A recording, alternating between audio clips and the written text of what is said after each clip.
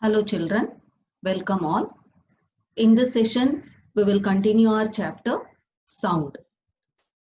And whenever we think about sound, so many questions will arise in our mind, like how is sound produced? How does it travel from one place to another? How do we hear sound? Why are some sounds louder than others? Isn't it? So in this chapter, we will be finding answer for all these questions. Okay, children. In last session, we have learned about how sound is produced. We know that sound is a form of energy.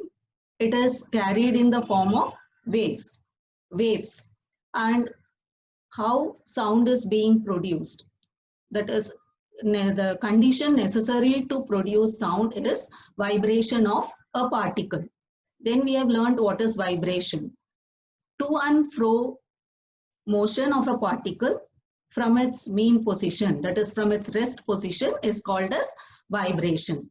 Then we have learned about various examples of musical instrument, like when we hit the drum, membrane of drum vibrates, which produces sound. And when we play a guitar, the string on it makes to and fro motion and produces sound. And tuning fork, this when sound is produced by a vibrating this prong, that stem like this of, you can see in the picture, vibrating prong of tuning fork produces sound. And also we have learned the which part of the musical instrument vibrates so that it produces sound. And if you see, musical instruments are classified into different types, like wind instrument, like flute. Here, air, the column of air vibrates and produces sound. And percussion instrument like tabla, drum, etc.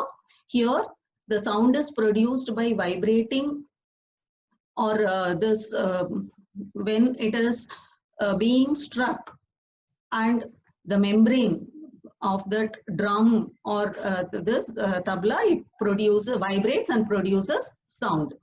And like harmonium, the metal reeds, or you can tell the strings which is attached to those buttons, which produces sound when air is blown through them. And the same way, string instrument like guitar and all, when the string is plucked, when they move, when they vibrate, they produces sound.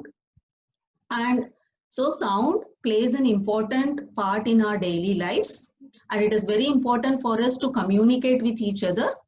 And we have learned that we hear wide variety of sounds in our surroundings, and sound is produced by vibrating a body. And what is vibration? The to and fro motion, or you can tell back and forth motion of an object, is called as vibration. Isn't, children? And so till now we have learnt about how sound is being produced by a vibrating body. And in this session, let's continue how sound is produced by humans.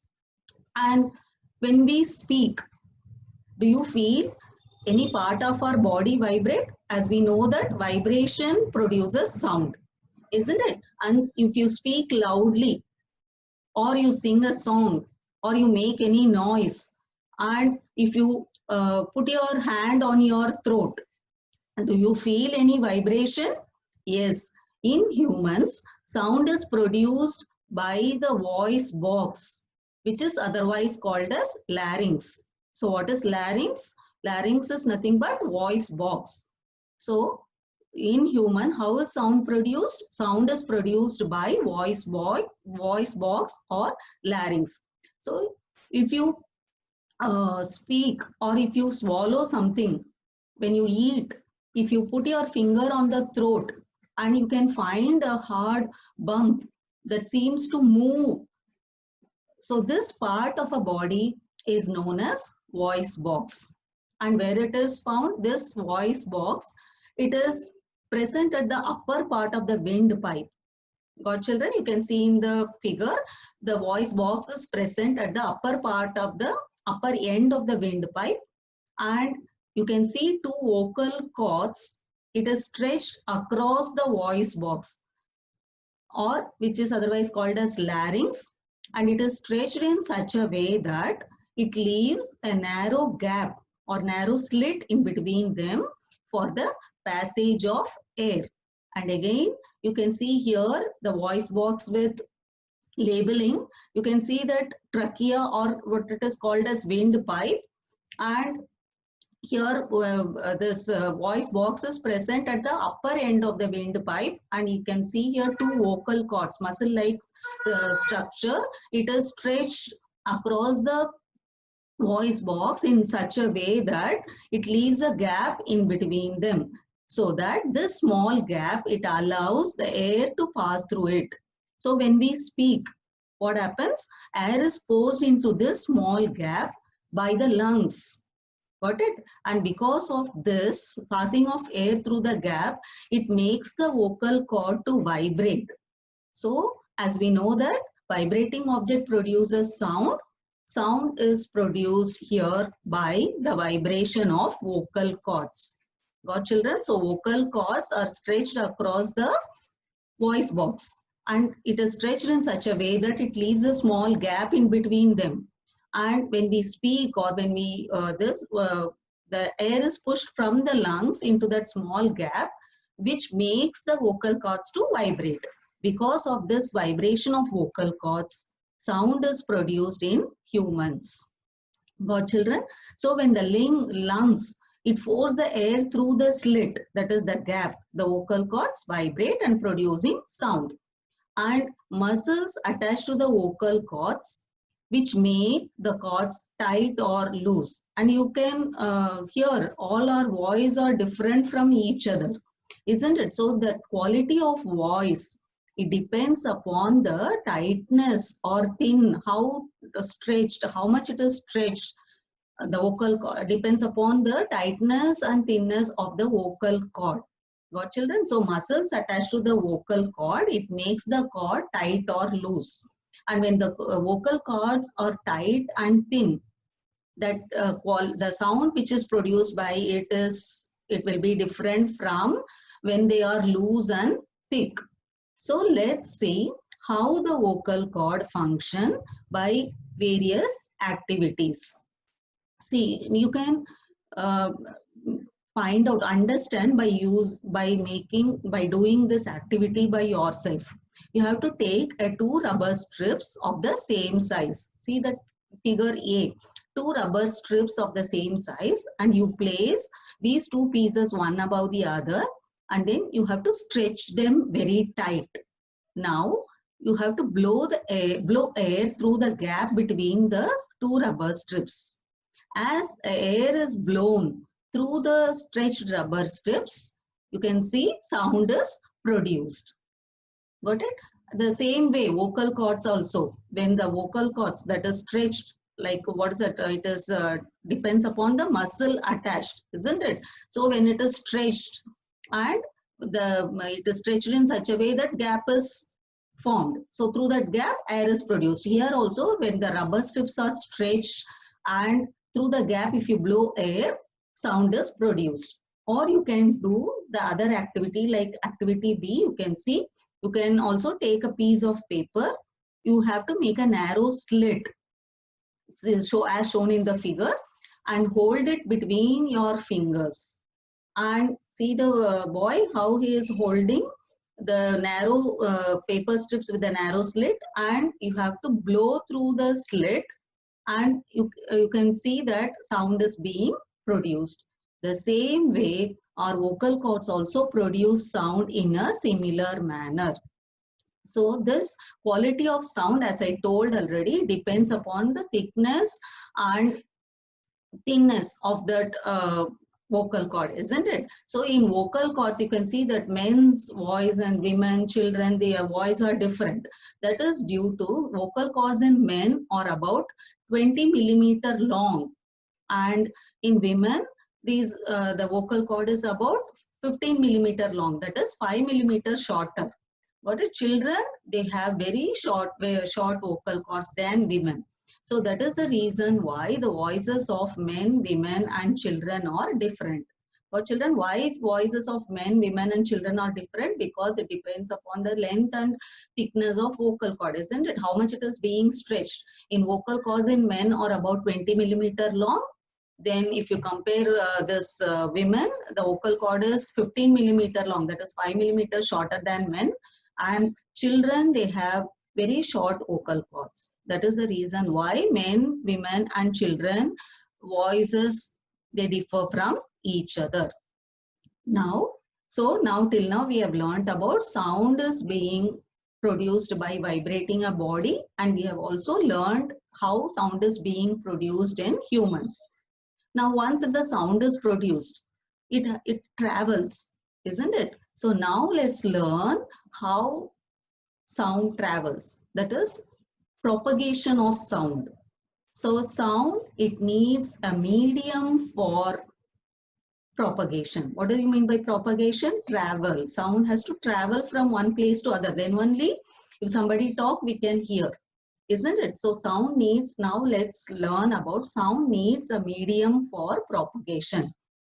When you call your friend who is standing at a distance, and your friend can able to hear your voice, or the same way when your friend who's at a distance, if he or she calls you, you also hear his or her voice.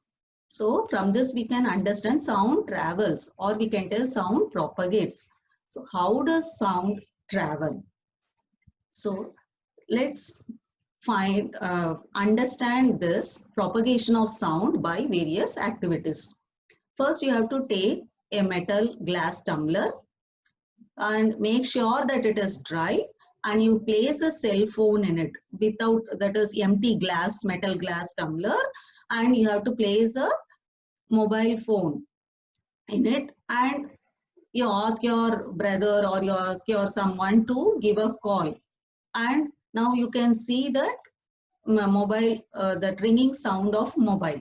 Now what you have to do is, now surround the rim of the tumbler with your hand, see as shown in the figure, and put your mouth on the opening of the tumbler, and now ask other to give a call in your mobile. Now you can listen the ring while, and what you have to do is, you have to suck the air from the tumbler. And now when you suck the air from the tumbler, you can see that the ringing tone of a mobile become fainter. And if you could suck completely, air completely from the tumbler, means nothing is there. What do you call that as vacuum, isn't it? So sound cannot be heard. So from this, what did you understand? Sound cannot be travel or propagate in vacuum. For children, for sound, in order to propagate, medium is necessary. Here, air is a medium. You can see gases, isn't it? Air is a medium for the sound to travel.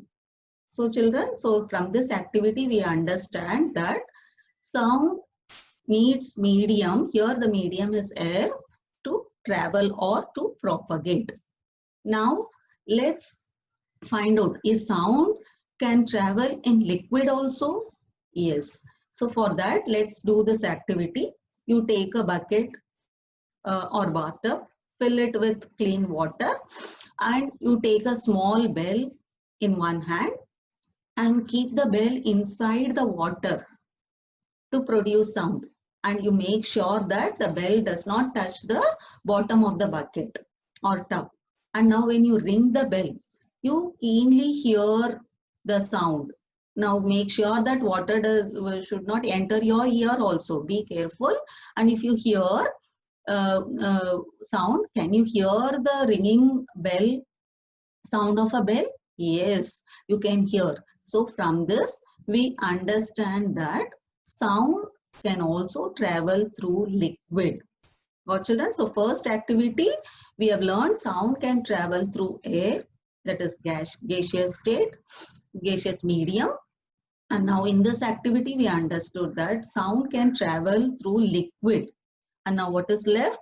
Solid state, isn't it? Now let's do this activity. You may have played along with your friends in school, and you take a metal scale and You ask your friend to scratch at one end of the scale and the other end you keep it near your ear.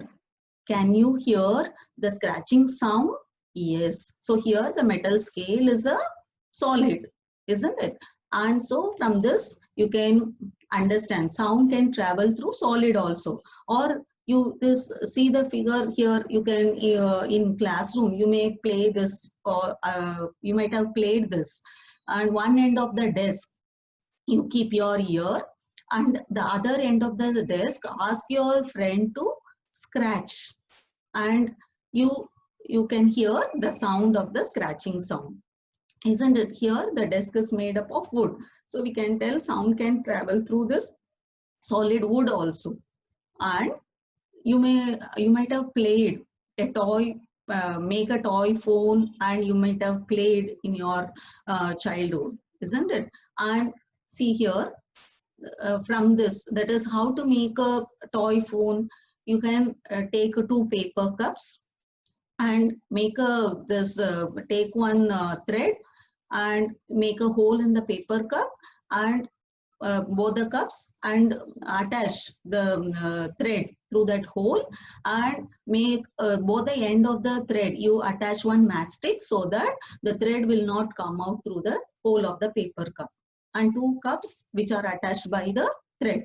And you ask your friend to keep your this one paper cup near his or her ear, and through the other cup if you speak, he could able to hear your sound. Or the same way you do, you keep your one paper cup in near your ear and ask your friend to speak, you could hear his or her sound. So from this we understood even sound can propagate through that thread also. Thread is a solid, is it, children? So from this activity we understood that sound can travel or propagate through solid state also. So children, from these activities ensure that traveling of sound happens in all the three states, like gaseous state, like air, liquid. We have seen that activity in water, as well as in solid state, like scratching of metal scale, or scratching on the wooden table, or by through that string, etc. So children, so in this activity, in this session, we have learned about how sound is being produced in humans, as well as propagation of sound in all the three states, like gaseous, liquid, and solid state. That's all for this session. Thank you.